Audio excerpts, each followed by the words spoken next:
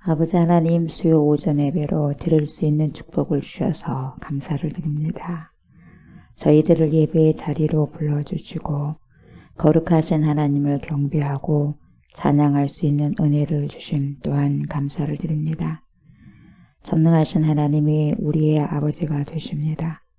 십자가의 구속하심으로 우리를 구원하신 예수님께서 우리의 왕이 되십니다. 아버지의 전능하심과 예수 그리스도의 왕 되심을 알게 하시고 깨닫게 하신 파라클레토스가 되신 성령님께서 우리의 인생길을 지도하시는 인도자가 되십니다. 삼위일체가 되신 하나님께 우리의 모든 예배와 삶으로 영광을 돌리게 하옵소서. 오늘 이 시간 드리는 예배를 흠양하여 주시옵소서. 감사를 드리며 그리스도 예수님의 이름으로 기도드리옵나이다. 아멘.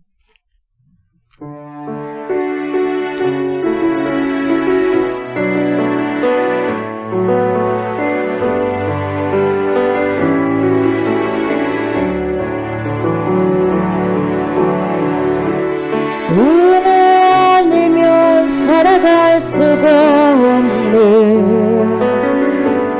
호흡마저도 다 주의 것이니 세상 평안과 위로 내겐 없어도 예수 오직 예수뿐이네. 은혜 아니면 살아갈 수가 없네. 호흡마저도 다 주의 것이니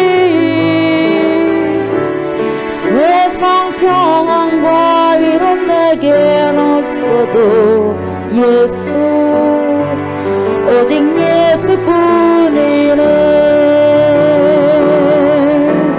그 신경을 다 볼 수도 없고 작은 것 안에 지쳐도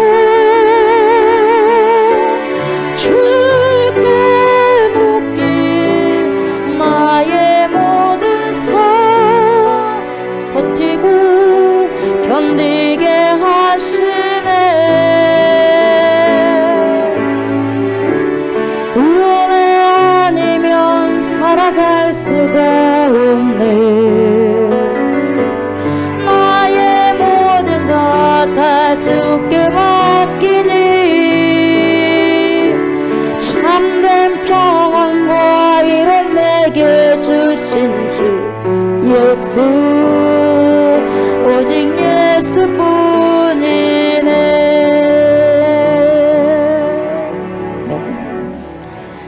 나는 전능하신 아버지 하나님 천지의 창조주를 믿습니다. 나는 그의 유일하신 아들 우리 주 예수 그리스도를 믿습니다. 그는 성령으로 잉태되어 동정녀 마리아에게서 나시고 본디오 빌라도에게 고난을 받아 십자가에 못 박혀 죽으시고 장사된 지 사흘 만에 죽은 자 가운데서 다시 살아나셨으며 하늘에 오르시어 전능하신 아버지 하나님 우편에 앉아 계시다가 거기로부터 살아있는 자와 죽은 자를 심판하러 오십니다. 나는 성령을 믿으며 거룩한 공교회와 성도의 교제와 죄를 용서받는 것과 몸의 부활과 영생을 믿습니다. 아멘. 다시 한번 우리 오직 예수뿐이네 우리 찬양 주님께 올려드립니다.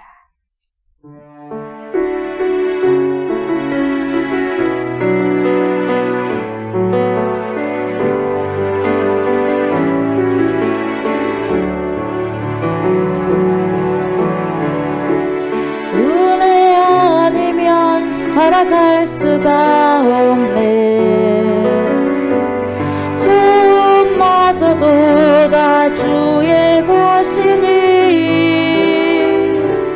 세상 평안과 위로 내겐 없어도 예수 오직 예수뿐이네. 은혜 아니면 살아갈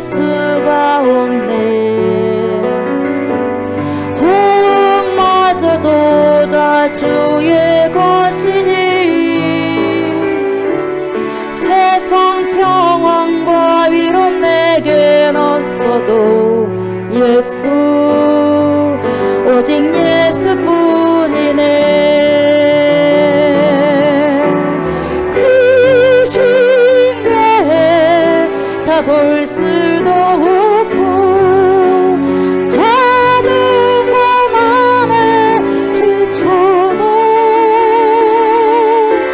쉽게 묶인 나의 모든 삶 버티고 견디게 하시네.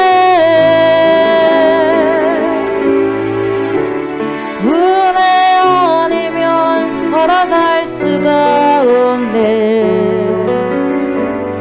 나의 모든 것 다 주께 맡기니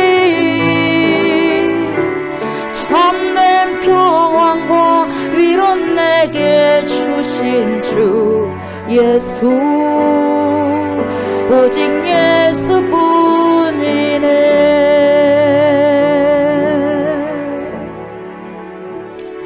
우리에게 살아가는 여정 가운데서 결코 하나님의 은혜가 없이는 살아갈 수가 없음을 고백합니다. 제가 호흡을 하고 우리가 숨을 쉴 때도 내 힘으로 제 힘으로 하는 것이 아니라 주님의 주신 힘으로 주님의 생명으로 인하여서 호흡하고 숨을 쉴 수 있다는 것을 하나님이 이 시간에도 고백합니다.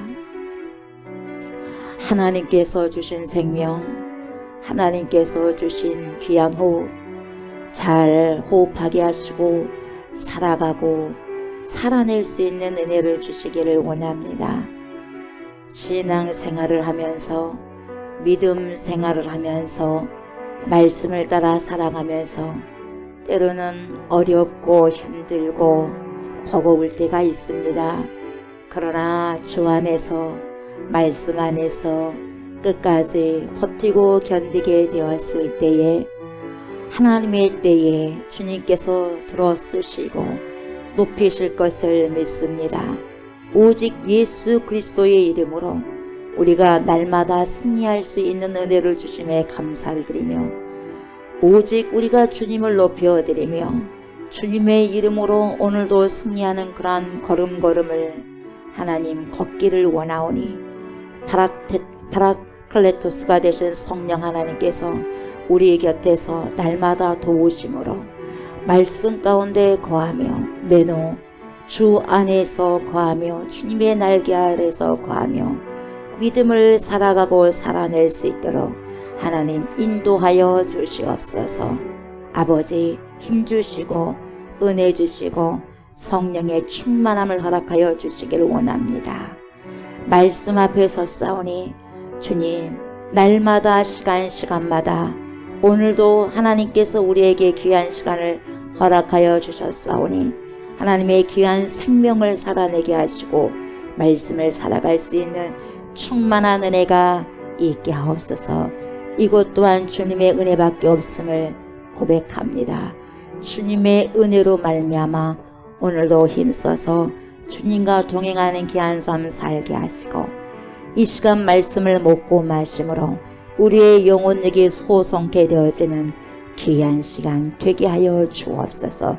우리의 죽어있고 우리의 연약해 있는 모든 부분들이 영육으로 살아나고 살아내는 귀한 시간, 말씀 먹는 시간 되게 하여 주시옵소서.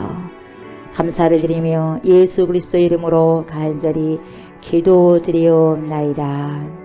아멘.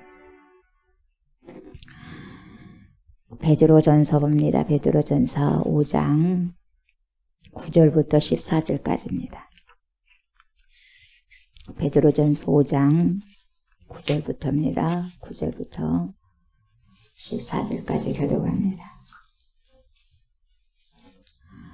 너희는 믿음을 굳건하게 하여 그를 대적하라. 이는 세상에 있는 너희 형제들도 동일한 고난을 당하는 줄을 알미라.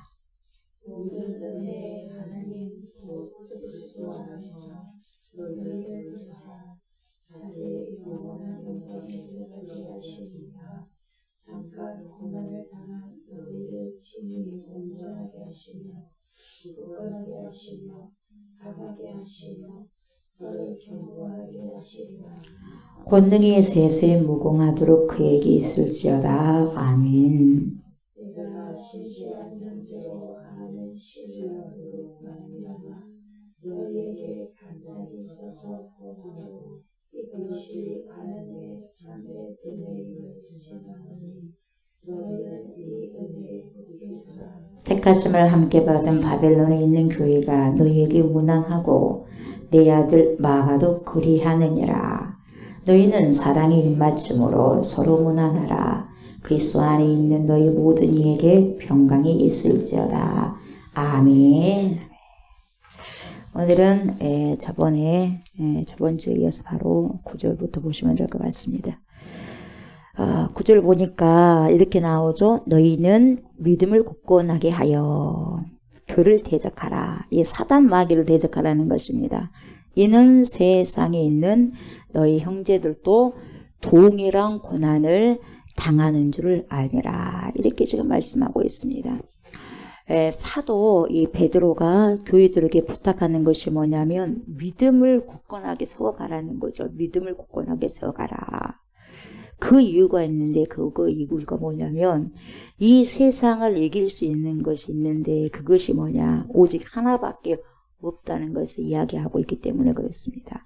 그것은 뭐냐면 바로 여러분 믿음입니다. 믿음.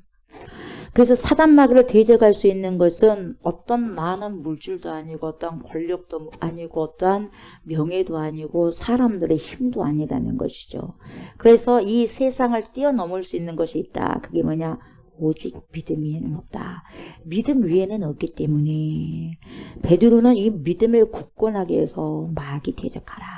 마귀를 대적할 수 있는 방법은 오직 믿음 외에는 없다. 오직 예수를 믿는 믿음 안에는 없다. 이렇게 말씀하고 있죠. 지금 이 그리스도인들을 핍박하고 있거든요. 그러니까 그리스도인들을 핍박하는데 너네들만 핍박하는 것이 아니다. 너네들만 고난을 받고 있는 것이 아니다. 지금 온 세상에 지금 흩어져 있는 모든 성도들이 예수를 믿는다는 이유 하나로 동일한 고난을 당하고 있다는 것을 너희네들도 기억하라. 이 말이거든요.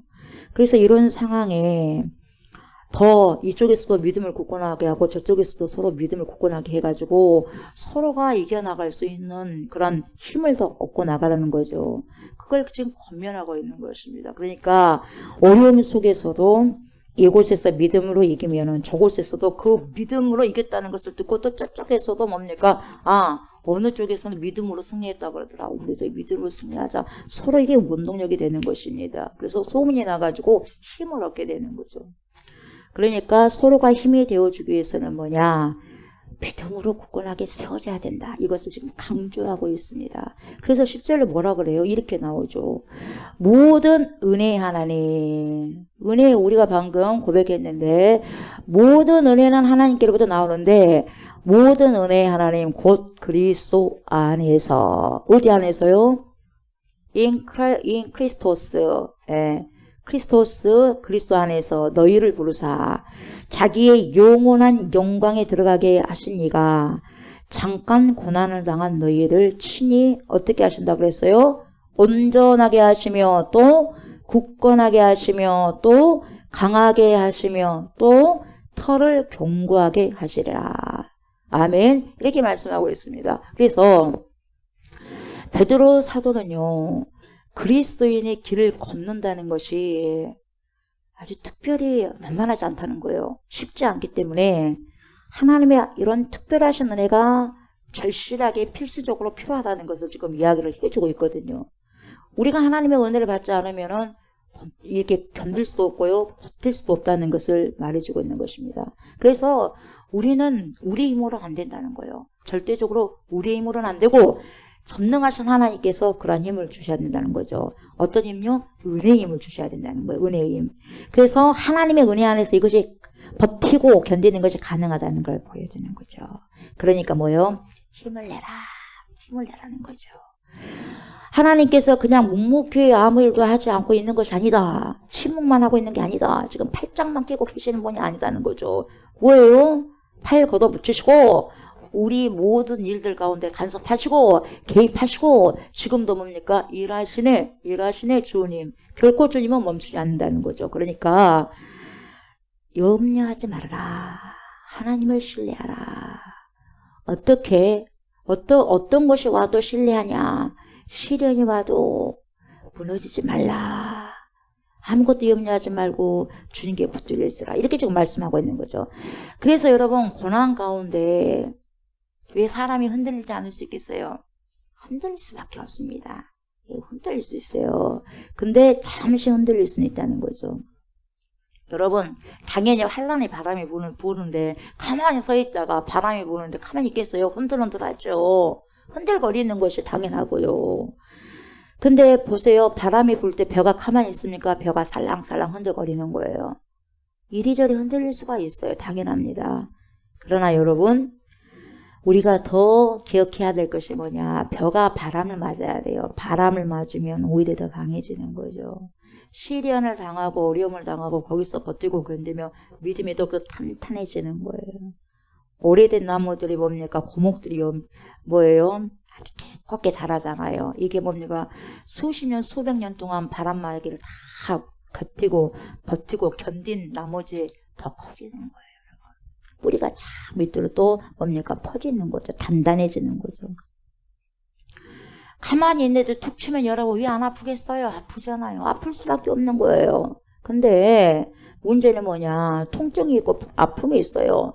그러더라도 중요한 것은 뿌리째 뽑혀서는 안 된다는 거죠. 우리가 뿌리째 통째로 뽑혀서는 안 된다는 거예요. 그래서 저나 여러분들도 신앙생활을 하면서 힘들고 시련이 오고 고난이 오고 어려움이 올 수가 있다는 거죠. 그러니까 영육으로 어려움이 올 수도 있는데 그러다 보니 기도가 잘 안 될 수도 있죠. 영육으로 안 되니까 기도가 잘 안 될 수가 있어요. 어려움이 있다 보니까. 매일같이 여러분 술술 어떻게 기도가 나옵니까? 술술 어떻게 찬양도 나오고 술술 어떻게 여러분 뭐 전도할 수 있겠습니까? 입이 막 떨어집니까? 안 될 때가 있는 거죠. 전도도 잘 안 될 때가 있잖아요. 나가는 것조차도 뭡니까? 버거울 때가 많지 않습니까? 그러나 여러분 우리가 이것을 하나님의 말씀을 버겁고 힘들더라도 하나씩 순종하고 또 순종하고 행하고 또 따르게 되면 여러분 매번 주님께서 큰 감격과 기쁨을 주지 않는다 한다 할지라도 그리고 어떤 확신을 주지 않는다 한다 할지라도 하나씩 버티고 견디면 결국 어떻게 되냐 터가 견고해져요. 터가 견고해져 가지고 훗날에 하나님께서 뭡니까 확 일으킨다는 거예요. 확 일으켜요. 그러니까 그때그때를 잘 버티고 견디는 거죠. 그래서 여러분 모든 일들이 갑자기 일어나는 것이 아니죠. 쌓여서 하나님의 큰 역사가 일어나는 것입니다. 믿음도 마찬가지예요. 믿음도 쌓여야지 여러분 큰 믿음을 가질 수 있는 거예요. 그래서 우리에게 오는 잠시의 고난 때문에 여러분 우리는 흔들릴 수 있습니다. 그러나 그 고난 때문에 역으로 우리가 어떻게 되냐 온전하게 되는 거죠. 온전하게 되고 고난은 고난으로 끝마치는 게 아니에요 여러분. 온전케 되어지고요. 우리의 믿음의 터가 견고하게 되어지고요. 우리가 더 스트롱 더 강하게 되어지고요. 하나님 앞에서 이 세상의 풍파와 마귀를 이길 수 있는 강한 그리스도의 군사 강한 그리스도의 용사가 될 수 있는 거죠. 그러니까 여러분 그리스도 군사들은요 훈련이 필요한 거예요. 훈련이 없어서는 군사가 될 수 없고 용사가 될 수 없는 거죠. 그래서 여기에서 뭐라고 하냐 잠깐 고난을 받은 너희를 이렇게 말하고 있지 않습니까? 여기서 잠깐 고난은 뭐와 지금 대조를 이루고 있냐면 장차 우리가 온전히 구원을 완성을 하는데 완성을 주님께서 시켜주시는데 영원한 영광과 지금 이게 반대 개념으로 잠깐 고난이라는 것을 지금 이야기하고 주고 있는 거죠. 잠깐 고난은 영원한 영광과 지금 대조를 이루고 있는 거죠. 그러니까 우리가 영원한 영광 속에 참여하고 들어가기 위해서는 너네들 잠깐 동안 고난을 받는 것을 너무 힘들어하지 말라는 거죠. 억울해하지 말라는 것이죠. 왜요? 우리는 영원한 영광에 들어가게 되어 있다 이 말이죠. 그래서 이 세상에서 잠시 동안 겪는 고난은 그것을 참고 견디어 결국 뭡니까? 소유가 되게 하는데요. 이 소유가 되게 하는 소유하게 되는 영원한 영광이에요. 그 글로리 이 영광이 그냥 잠깐의 영광이 아니라 잠깐 우리가 이 세상에 고난을 받지만 영광은 잠깐의 영광이 아니라 영원한 영광이라는 거죠. 이 영원한 영광과 어떻게 좋게 잠깐 받는 그 고난과 비교할 수 있겠느냐? 비교할 수 없다. 그러니 너네들 흩어져 있으면서 예수를 믿고 복음을 믿다가 고난을 당하고 핍박을 당하고 한다 할지라도 야 견뎌라 버텨라 잠깐 고난이다. 우리의 영광은 그러나 뭡니까? 끝이 없다. 영원한 영광이다. 이렇게 지금 베드로가 이야기해주고 있는 거죠. 그래서 지금 베드로는요, 이 본전에서 동사를 4개를 쓰는 거죠. 4개를 이렇게 쓰면서 하나님의 영광을 확실히 확증해버립니다. 확실히 증거를 해버린대요. 이런 하나님의 도우심은 결코 우연히 이루어지는 것이 아니라는 거죠. 확실한 하나님의 개입이 있다는 거죠. 확실히 하나님께서 이루신다는 거죠. 그것을 지금 강조하고 4개 동사를 쫙 지금 뭡니까? 나열하고 있어요. 어떤 동사입니까? 온전케 하신다. 온전케 하신다는 거예요, 먼저. 이 온전케 하신다는 건 뭔 뜻입니까? 완전하게 해버린다는 거죠. 완전하게. 온전케 한다는 것은 완전케 한다. 내가 온전하니 너희도 온전하라. 완전케 하시는 거예요. 완전케 하다는 거죠. 그러니까 이것은 무슨 말이냐. 박해를 받은 그리스도인들을 뭡니까? 결국 온전한 모습으로 회복시켜 주시는 것을 말해주는 거예요. 결국 온전한 모습으로 회복시켜 주겠다. 조금 전에 말씀드린 뭡니까? 영원한 영광 속에 참여하도록 하겠다는 거죠. 그리고 두 번째는 무슨 단어를 쓰냐면 여러분 굳게 하신다는 말을 써요. 굳게 하신다. 이 굳게 하신다는 말은 뭡니까? 헬라어로 스테릭세이예요. 스테릭세이. 이 스테릭세이는 뭐냐면 어떠한 핍박과 밖에서도 안 흔들려요. 흔들리지 않도록 뭡니까? 견고하게 하는 거예요. 견고하게 한다는 거. 이걸 말하는 거죠. 그리고 여기서 또 뭐라고 나왔냐면 강하게 하신다. 이 강하게 하신다는 것은 스테노세이예요. 스테노세이. 이 스테노세이인데 이 말은 뭐냐면 자율적으로 봉사를 하도록 무장시키는 거예요. 그러니까 어떠한 힘듦과 어려움과 핍박이 있어도요, 자동적으로 복음을 위해서 봉사할 수 있는 힘을 갖게 하는 거죠. 이게 스테노세이, 강하게 쓴다는 거죠. 다시 말하면 굳게 하다 똑같은 거예요. 굳게 하다와 똑같은 개념이라는 것이죠. 이렇게 만들어 주시겠다는 거죠. 그리고 마지막 번째, 4번째는 어떻게 하냐? 경고케 하신다는 거예요. 이 경고케 하신다는 말은 데멜리오세이예요. 데멜리오세이. 이것이 무슨 말이냐? 확고한 신앙의 터전 위에서 이 신앙이요 흔들거리지 않고요. 그러니까 반석이죠, 반석. 이 확고한 신앙의 믿음의 터전 위에서 요동치 않도록, 이 요동치 않도록 하는 것을 나타내는 말이 뭡니까? 경고케 한다. 아주 경고케. 뭡니까? 단단하게 한다는 거예요. 흔들리지 않게 단단하게 한다는 거예요. 그러다 보니까 요동치 않는 거죠. 어떠한 바람이 불어도 흔들거리기는 해요. 그러나 뿌리채 뭡니까? 통째로 뿌리 뭡니까?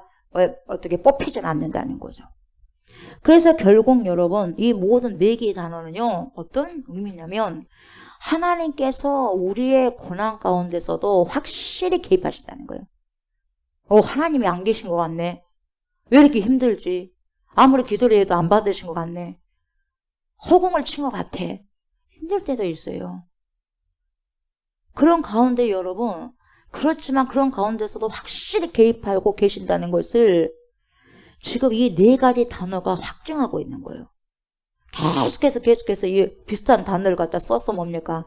그래도 하나님께서 개입하신다는 거예요. 힘들어도, 박해가 있어도, 어려움이 있어도, 환란이 있어도 하나님이 안 계신가 보네. 우리를 안 도와주신가 보네. 우리가 지금 복음을 증거하는데, 우리가 지금 예수를 믿고 있는데 왜 우리가 이렇게 힘들지? 왜 이렇게 고난을 받지? 이렇게 박해를 하지? 그래도 그 박해 가운데, 핍박 가운데 하나님께서 분명하게 개입하신다는 거죠. 개입하신다는 걸 이 4가지 단어로 확증하고 있어요. 개입하셔서 어떻게 합니까? 결국 승리하도록 인도하시는 하나님의 그 크신 사랑과 그레이스, 은혜를 나타내주고 있는 단어들이 바로 이 4가지 단어죠. 그래서 여러분 지금도요, 복음을 위해서 고난을 받고 있는 자들에게 이러한 은혜로 하나님께서 저와 여러분들과 함께 하신다는 것을 지금 시사해주는 단어, 이 4단어가 지금도 살아서 우리 곁에서 여러분 역사하고 있는 거예요. 말씀이 살아 역사하고 있다는 거죠. 그래서 힘을 내라고 성령께서 교회에게 주시는 말씀을 들을지어다는 거죠. 그래서 12절은 뭐라 그래요? 내가 신실한 형제로 아는, 누가 나옵니까? 실로 안으로 말미암아. 신실한 형제로 아는 누구죠? 실로 안으로 말미암아. 너희에게 간단히 써서 권하고 이것이 하나님의 참된 은혜임을 증언하노니 너희는 이 은혜에 굳게 서라. 그러니까 여러분 이 안에 지금 실로아나가 등장하잖아요. 실로아노. 이 실로아노가 누구냐 여러분? 여러분이 잘 알고 있는 실라예요. 실라. 그죠? 바울과 실라가 막 감옥에서도 찬송을 하지 않습니까? 왜 여기서 실로아노를 등장했냐? 바울과 베드로의 조화로운 관계를 이 서신서에서 그대로 드러내주고 있는 거죠. 그래서 이 바울과 실로아노, 이 실라라고 우리가 그렇게 잘 알고 있는데 이 실라는 어떤 사람이냐? 이 실로아노는 예루살렘 교회 알죠? 이 예루살렘 교회에 굉장히 지혜롭고 또 경망이 있는 지도자 중에서 한 사람이에요. 지도자입니다, 이 사람이. 근데 우리가 사도행전 15장에 보면 나오지만 예루살렘 총회 결의에 따라서 바울과 함께 안디옥 교회에서 파견한 인물이죠. 파견된 인물이에요. 그리고 빌립보 감옥에 바울과 함께 갇힌 사람이 바로 이 실로아노 실라입니다. 그리고 이 실로아노는요, 이 베드로 서신을요, 소아시아 성도들에게 전달한 사람입니다. 갖다 줘요. 그러니까 이 사람은 사도 베드로가 봤을 때 굉장히 믿음직한 사람이에요. 믿으니까 이 서신들을 보내줘. 아무에게나 서신들을 보내겠습니까, 여러분? 그래서 굉장히 신실한 사람이었어요. 이 사람이 바로 누구랑 같이 있었어? 베드로랑 같이 있었어요. 뭡니까? 바울하고도 같이 있었고 베드로하고도 같이 있었던 거죠. 그리고 이것만 전달할 것뿐만 아니라 여러분 베드로전서 1장부터요 5장 11절까지 이 실라가 베드로전서를 다 대표를 합니다. 그러니까 베드로가 불러주면 계속 대표한 사람이 실라예요. 그리고 지금 마지막에 5장 12절부터 14절까지만 베드로가 직접 친필로 쓴 거죠. 그래서 나머지는 다 베드로가 불러주면 실라가 대표한 것입니다. 그래서 저와 여러분들도 이렇게 여러분 이 신실한 일꾼 누구예요? 신실한 일꾼 디모데도 있지만 여러분 신실한 종으로 기억되는 누구? 실로아노. 그런 종처럼 여러분 저와 여러분들도 주님께 신실한 종으로 기억되었으면 좋겠습니다. 아멘. 그래서 하나님 말씀을 맡은 자로서 복음을 전달하시는 일꾼들이 저와 여러분들이 다 되었으면 좋겠어요. 그래서 그대로 또 13절에 뭐라고 말하냐면 택하심을 함께 받은 뭐가 나오냐면 바벨론이 나와요 지금. 택하심을 함께 받은 어디에 있는 교회입니까? 바벨론에 있는 교회가 너희에게 무난하고 내 아들이라고 나왔네요. 내 아들 누구가 나옵니까? 마가도 그리하느니라.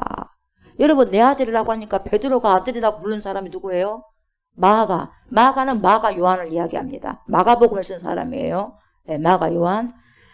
또 바울에게는 여러분 누가 아들로 이렇게 이야기가 되어집니까? 디모데죠. 바울에게는 디모데. 그리고 베드로에게는 마가 요한이죠. 이 마가. 근데 여기서 지금 바벨론에 있는 교회라고 되어 있는데 쉽게 말하면 이때 바벨론은 로마를 지칭하는 말이죠. 로마를 바벨론이라고 불렀어요. 로마에 있는 교회를 해석하는 것이 무난한 해석이라고 볼 수 있고요. 여기에 대해서 잠깐 부연 설명을 해드리면 스테반이 여러분 또 이 말을 합니다. 바벨론이라는 이야기를 하는데 스테반 24님이 사도행전 7장 42절 후반부에서 43절까지 설교를 하면서 여러분 들었죠? 여러분들이 그때 우리가 주일날 그 말씀을 하고 있어요. 뭐라고 하냐? 너희가 광야에서 이렇게 나오죠. 사도행전 7장 40절 후반부에 이렇게 나와요. 너희가 광야에서 몇 년간 40년간 희생과 제물을 내게 드린 일이 있었느냐? 하나님께서 말씀하시는 거예요. 언제 너네들 드렸냐 이 말이에요. 그리고 43절 보니까 몰록의 장막과 신 레판의 별을 받들었으며 이것은 너희가 절하고자 하여 만든 형상으로다. 내가 너희를 뭐라고 나와요? 바벨론 밖으로 옮기리라 함과 같으니라. 나오죠. 바벨론이라고. 그죠? 그러니까 이렇듯 여러분 광야교회에서 자기 손으로 만든 우상을요 굉장히 기뻐하는 이스라엘 백성들의 모습은 오늘날 어떤 것을 의미하냐면 자기 가치를 자기 것을 챙기려는 성도들의 모습이기도 하는 거죠. 네. 그런데 여러분 그들을 책망하신 하나님께서 뭐라고 그래요? 내가 너희를 바벨론 밖으로 옮기리라 이렇게 말씀하셨거든요. 그러니까 이스라엘은 여러분 애굽에서 나와가지고 광야에 있었거든요. 근데 왜 갑자기 뜬금없이 바벨론이 언급되냐 이 말이죠. 근데 이 바벨론이라는 단어가 스데반 집사님 입에서만 나온 게 아니라 오늘 지금 베드로 전서에서도 지금 베드로가 이야기하고 있죠. 바벨론이 나와요. 이미 그때 당시는 바벨론 없어졌지 않습니까? 그 나라는. 같은 성령을 받은 사도 베드로, 이 베드로 또한 뜬금없이 지금 바벨론에 있는 교회에 이렇게 말하고 있어요. 그래서 이 당시 세계의 패권 국가가 누구였다고요? 로마. 그리스도 예수 그리스도를 십자가에 못 박아버린 적그리스도 로마였어요. 그때 바벨론 나라는 상당히 여러분 이미 역사 속에 살아있는 지 오래됐지 않습니까? 그 당시에도 있지도 않은 나라를 언급하는 스데반 그리고 사도 베드로 또 어디서 나오냐? 계시록에 나와. 요한계시록에서. 그 사도 요한이 언급했어요. 이 사도 요한이 언급한 바벨론 무엇을 의미하냐? 로마를 의미했다는 거죠. 근데 이 바벨론은 영적으로 여러분 또 어디를 의미합니까? 세상을 의미하는 거죠. 요한계시록 18장 2절부터 4절을 보면은요 이렇게 말씀이 나옵니다. 보세요. 힘찬 음성으로 외쳐 이르되 뭐라고 그래요? 무너졌도다. 뭐가 무너졌어요? 큰 성 바벨론이요. 이곳은 뭐가 있어요? 누구의 처소요? 귀신의 처소. 여러분 잘 들으셔야 돼요. 세상이라는 큰 성이 바벨론이 누구의 처소예요? 귀신의 처소와 각종 더러운 영이 모이는 곳과 각종 더럽고 가증한 새들이 모이는 곳이 되었도다. 그러니까 여러분 영이 하나만 있는 게 아니란 말이에요. 각종 더러운 곳이 있는데 무슨 영이 많아요. 지금 계시록에서 지금 분명하게 지금 근거가 있지 않습니까? 영이 한 영이 아니에요. 거룩한 영, 성령이 있는데 더러운 영은 다양하게 많다는 거죠.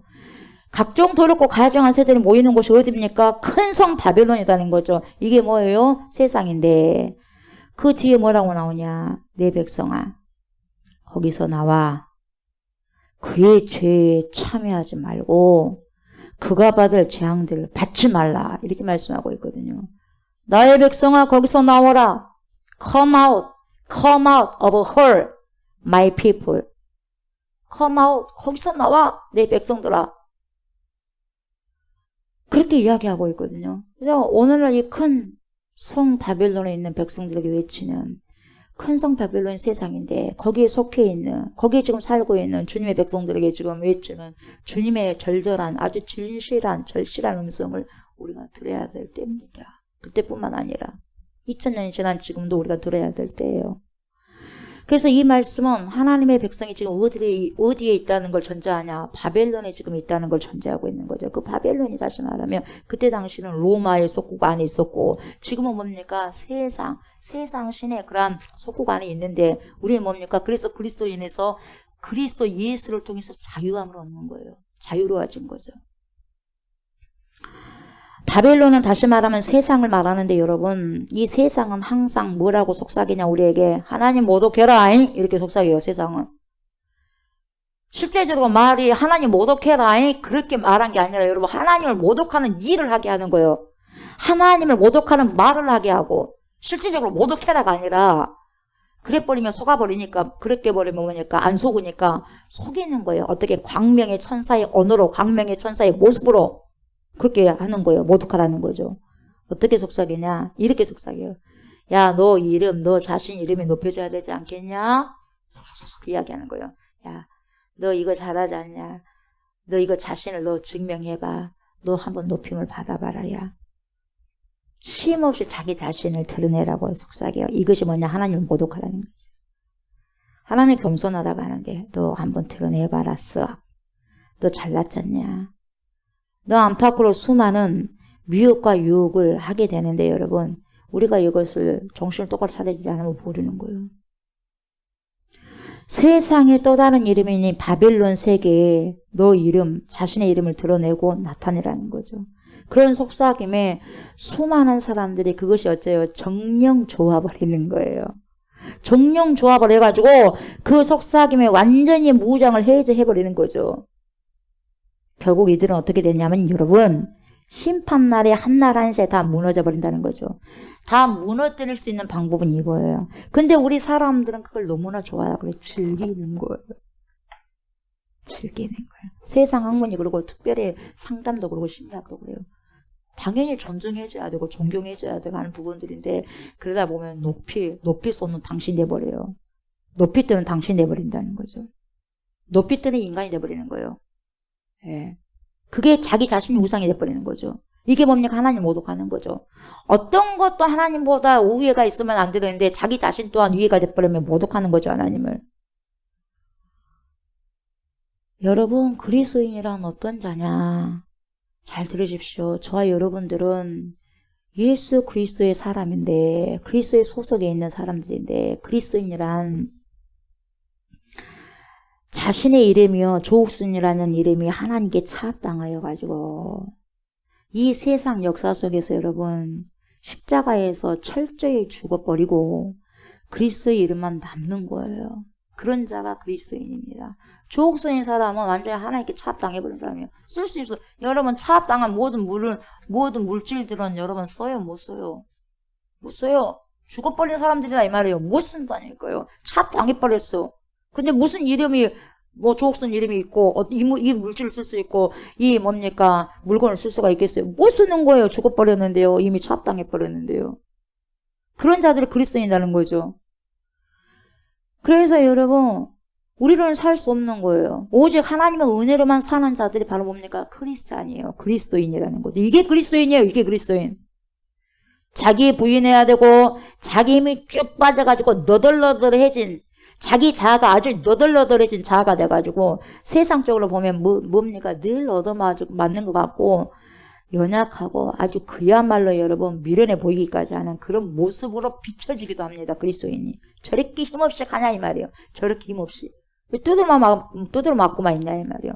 뭐라고 한 말도 못하냐 이 말이에요. 저렇게 연약하냐? 싫다. 그러니까 그리스도인들.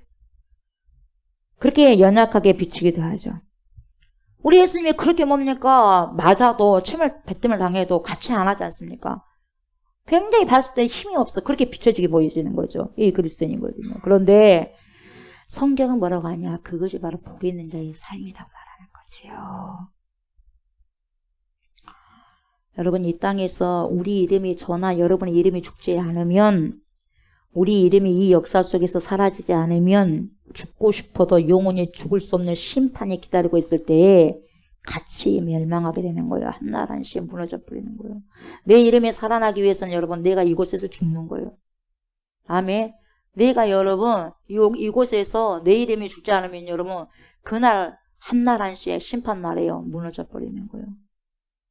그래서 내가 하나님께 세워지기 위해서는 영광까지 들어가기 위해서는 여러분 이 땅에서 내 이름이 죽어져야 되는 거예요. 차압당해져 버려야 돼요.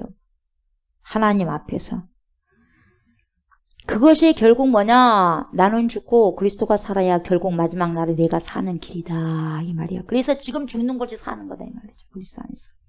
여러분 구약 성경을 잠시 요약하자면 여러분 이거예요. 여러분 구약 성경은 뭐냐? 하나님께서 바벨론이 탄생한 그 화려한 메소포타미아 문명 한가운데서 누구를 꺼냅니까?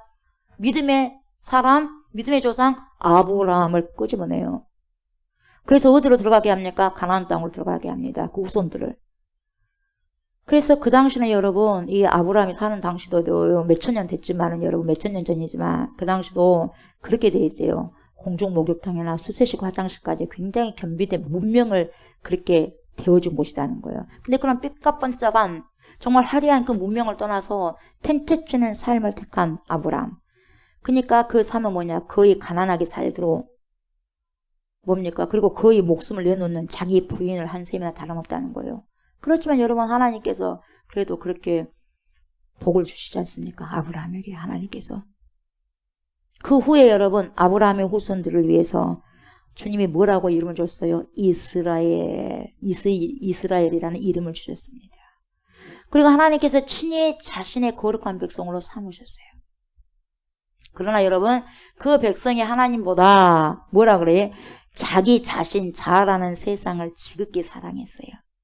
지극히 하나님보다 자기를 사랑하고 자기 잘 사는 것을 더 추구했어요. 그러다 보니 결국 멸망이라는 심판을 당한 뒤에 어디로 가버립니까? 바벨론에서 빠져나왔는데 다시 바벨론 포로로 가면서 구약성경이 끝나요.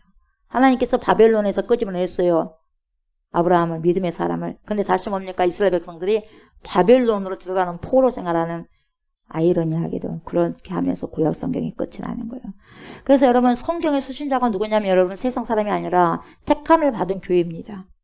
아멘. 그래서 구약 성경을 통해서 하나님께서 도대체 우리 성도들에게 그리스도인들에게 무엇을 가르쳐주고 싶으신 것이냐? 뭐냐면 여러분 세상과 구별시키기 위해서 여러분 바벨론에서 빼낸 그 이스라엘이 다시 바벨론으로 돌아가는 그 엔딩은 뭐냐? 내가 아무리 거룩히 구별시켜놔도 하나님께서 우리들을 그렇게 거룩하게 구별시켜놔도 너희들은 결국 안 돼야 세상에 다시 돌아가게 돼 있단 말이야. 너희는 세상을 사랑하게 되어 있는 존재야. 너희는 흙이야. 결국 너희 이름을 위해서 날 잊어버리게 될걸. 이걸 지금 보여주는 거예요. 내가 그렇게 끄집어놨지만 너희들은 또 세상으로 갈걸 이 말이에요. 그러니까 다시 말하면 너네는 안 돼. 절대로 안 돼. 스스로 안 돼. 이 말이에요. 내가 끄집어놔도 또 가잖아. 누가 그랬어? 호세아 와이프. 고멜이 그랬어요. 끄집어놔도 나가잖아. 끄집어가도 나가잖아. 끄집어놔도 나가잖아. 이스라엘 백성도 그랬다는 거예요. 내가 또 품고 해도 또 나가. 내가 품고 해도 또 나가. 하나님이 좋아. 여러분 품어도 또 나가. 이걸 지금 보여주는 거예요. 너네는 스스로 안 돼. 절대로 스스로 안 된다는 거죠. 그러니까 하나님 앞에서 그리스도 예수 십자가의 은혜 앞에서만 가능한 거예요. 그러니까 하나님 나는 도저히 불가능합니다. 은혜 아니면 살아갈 수가 없네. 숨 쉬는 것조차도 하나님 내 힘으로 안 됩니다. 이게 고백이요. 진짜 크리스찬의 고백이에요, 여러분. 그렇게 외칠 수밖에 없어요. 예. 바벨론에서 빼낸 이스라엘이 결국 뭡니까? 또 멸망하고 다시 그걸로 가잖아요. 그 더러운 구덩텅이에서 빼냈더니 또 가는 거예요. 돼지처럼, 개처럼 토한 걸 또 먹더라는 거죠. 개나 돼지가 뭐 개하고 돼지에게 말했겠습니까? 그렇게 살아가는 인생을 향해서 이야기하는 거죠. 그래서 여러분 결국 바벨론에서 끄지만 했더니 다시 바벨론으로 들어가가지고 구약 성경이 끝나는데 결코 우연이 아니다는 거죠. 그래서 하나님께서 택하여 구별을 하셨음에도 불구하고 결국 인간이라는 그 태생은 세상으로 돌아간다는 것이 바로 성경이 우리에게 말씀해주는 진리예요. 그러니까 너네는 안 돼. 그래서 그리스도를 보낸 거예요. 너네는 안 돼. 그래서 하나님이 와버린 거예요, 여러분. 안 되니까. 구원해 주시기 위해서. 여러분 오늘날에도요. 하나님의 백성들은 바벨론이라는 세상에 던져져 있어요. 큰 성 바벨론. 이 땅의 성도들은 여러분 바벨론에서 포로 생활하고 있어요. 지금 세상에서 세상의 신들에 의해서 포로들 당하고 포로 생활을 하고 있는 거예요. 그러니까 속박당하고 힘들어하고 어깨가 무겁고 그래요. 그러니까 예수님 뭐라고 그래요? 수고하고 무거운 짐진 자들아 다 내게로 오라. 네가 너희를 쉬게 하리라. 주님 그렇게 말씀하셨잖아요. 알고 계셔. 그래서 여러분 세상 사람들과 똑같이 바벨론에 던져진 무리들은요. 하나님의 전적인 은혜로만의 눈과 귀가 열리고 이 세상의 실체인 바벨론 역사의 실체를 볼 수 있어요.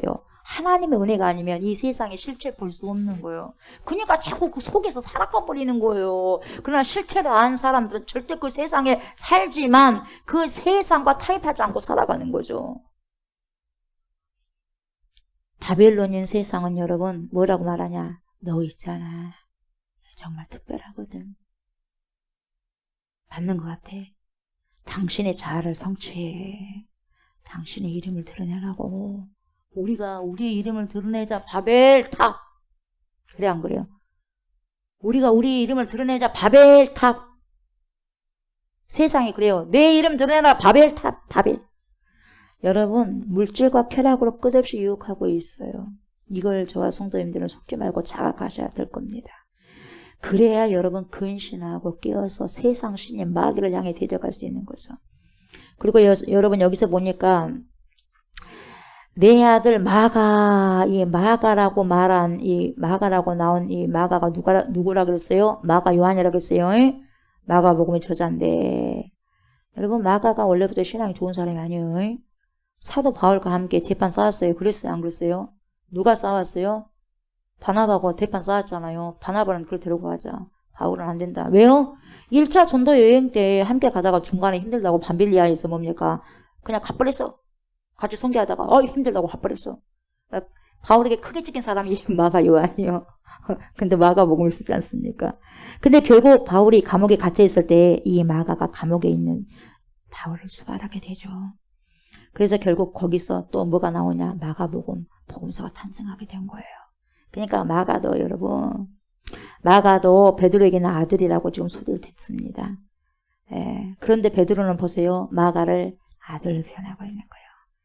예. 여러분 젊은 날에 실수할 수 있어요. 마가처럼. 그래 안 그래요? 실수할 수 있어요. 예. 그러나 뿌리째 뭡니까? 뽑혀지는 않았던 거죠. 이 마가 요한은 바나바의 생질이 뭐예요? 조카라는 거예요. 바나바의 조카였습니다. 그래서 이 마가 요한이라고 하는 사람이 지금 베드로와 같이 있는 거죠. 그래서 이 베드로와 로마에 같이 있을 때에 뭘 했으냐? 통역을 한 거죠. 통역을 맡은 걸로 알고 있어요. 그래서 내 아들 마가도 너에게 문안한다. 그만큼 도움이 되었고 서로가 그러니까 믿고 서로 그렇게 했죠. 그러다 보면 아들까지 되고 아버지까지 되는 거죠. 그렇게 믿음으로. 그래서 여러분 14절을 보니까 뭐라고 말하냐면 너희는 무슨 입맞춤이에요? 사랑의 입맞춤으로 서로 문안하라. 그리스도 안에 있는 너희 모든 이에게 뭐가 있을지어다? 평강이 있을지어다. 이렇게 말하고 있습니다. 그래서 이 지금 소신서 베드로전서 시작은 어떻게 했냐? 은혜와 평강이 너에게 더욱 많을지어다. 이렇게 했어요.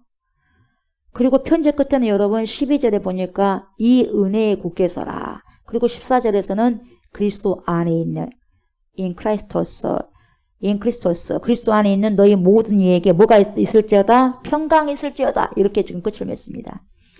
여러분 우리에게 은혜와 평강이 있으면 그것으로 충분하다는 것을 지금 베드로가 말해주고 있는 거예요. 아멘. 저와 여러분들에게 뭐가 은혜와 평강이 있으면 그것으로 충분하다는 거죠. 저와 여러분들에게 이러한 은혜와 평강이 있으시기를 주 이름으로 축복합니다. 아멘. 여러분 베드로전서를 마치면서 이제는 마쳤잖아요. 오늘 마쳤는데 마치면서 성령은 저와 여러분들에게 무엇을 말씀하시냐 이거예요. 근신하라. 아멘. 깨어라. 아멘. 대적하라. 아멘. 그리고 뭐예요? 은혜와 평강으로 충만하라. 그렇게 당부하고 있어요. 아멘. 근신하라. 깨어라. 대적하라. 그리고 뭡니까? 은혜와 평강으로 뭐예요? 충만하라는 거예요. 여러분 우리의 삶들의 날마다 우리 주님 오시는 날까지 이러한 것들이 계속 되어져야 합니다. 어떻게 해요? 근신해야 됩니다. 아멘. 깨어있어야 합니다. 아멘. 대적해야 합니다. 아멘. 그리고 은혜와 평강이 충만해야 됩니다. 베드로는요 편지를 쓴 목적 두 가지로 말하고 있어요. 첫째는 뭐냐? 어려움에 처해 있는 이 성도들을 뭡니까? 격려하기 위해서고, 두 번째는 뭐냐? 베드로 서신서를 썼긴 했는데 이것이 뭐예요? 하나님의 은혜임을 증거하기 위해서 쓴 거죠. 예. 그러면 오늘 이제 전체 통째로 5장까지 우리가 지금까지 봤는데, 그러면 이걸 통해서, 그리고 오늘 베드로전서 5장을 우리가 이제 오늘 마무리했는데, 오늘 이 5장을 통해서 우리가 무엇을 묵상하고 적용해야 되느냐? 자, 첫 번째는 본이 되어야 됩니다. 아멘. 본이 되어야 돼요. 자, 생각을 해보십시오. 어떻게 본이 되어야 되느냐? 목자로 부름을 받은 지도자는 여러분 어떻게 해요? 목자장이신 그리스도를 기억하고 그리고 본받아야 되는 거죠.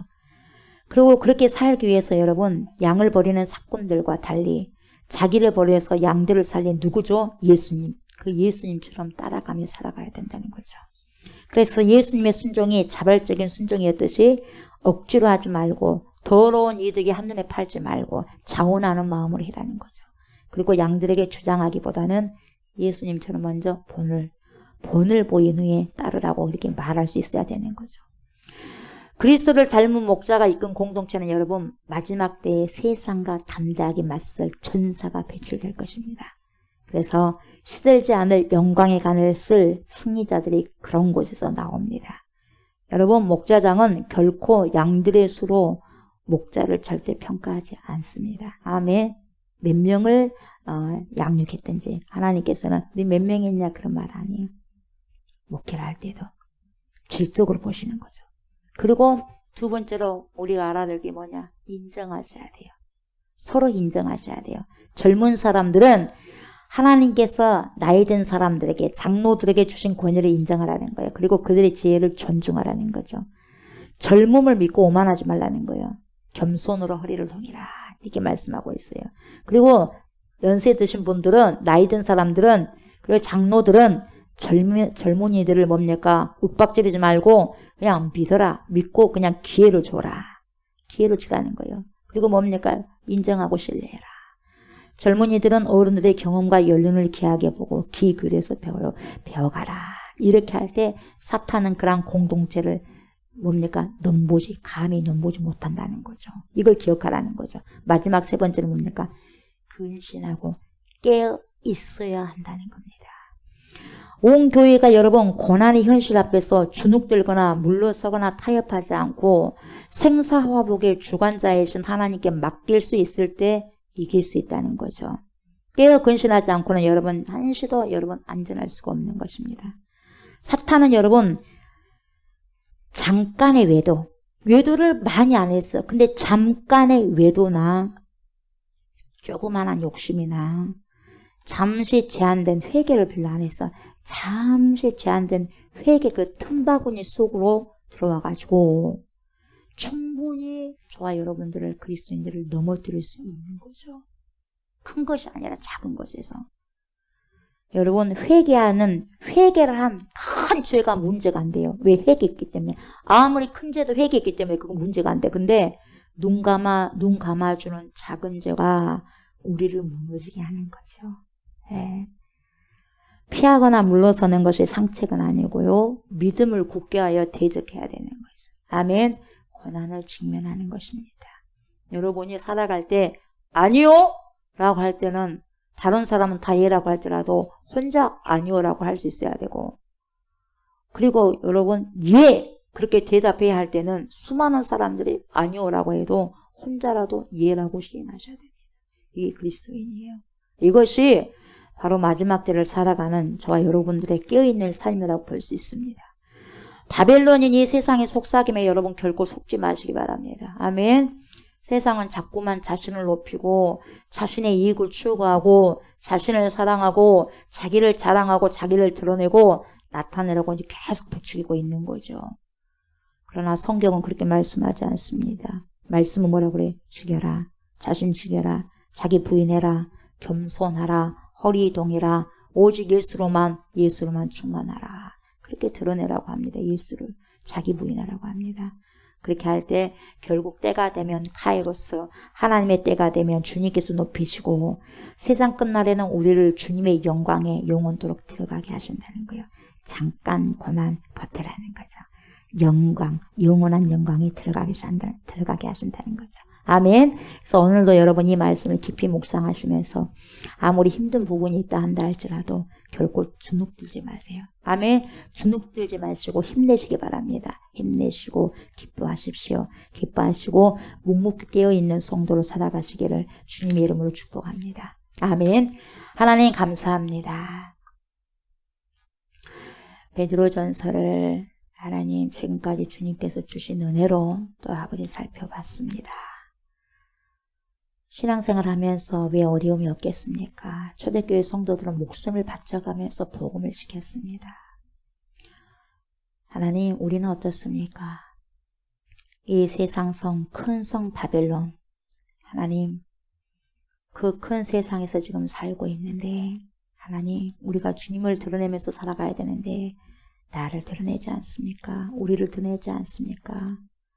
하나님 용서해 주시고 이제는 온전히 이 성 살면서 이 세상 살면서 세상과 타협하는 것이 아니라 그리스도 말씀 가운데 거하게 하여 주시고 하나님 이미 주님께서 승리하신 그러한 삶을 살았사오니 말씀 안에서 거하고 말씀 안에서 승리하면서 승리를 이미 주님께서 이끌어 놓으셨기 때문에 주님만 따라가면 됩니다. 아무리 힘들고 어렵지만 때로는 아버지 흔들거릴 수는 있겠지만 뿌리째 아버지 뽑히는 그런 일 없게 하여 주시고 하나님 묵묵히 주님만을 바라보면서 말씀 안에서 버티며 견디며 살아가고 살아내는 주님의 백성들 되게 하시고 결국은 잠깐의 고난을 통하여서 잘 버틸 때 영원한 아버지 안식과 영원한 영광으로 아버지 참여할 수 있다는 것을 기억하여서 하나님 그러한 귀한 인생길을 살아가고 살아내는 그리스도인들 저와 모든 성도님들 할 수 있도록 축복하여 주옵소서. 오늘도 귀한 인생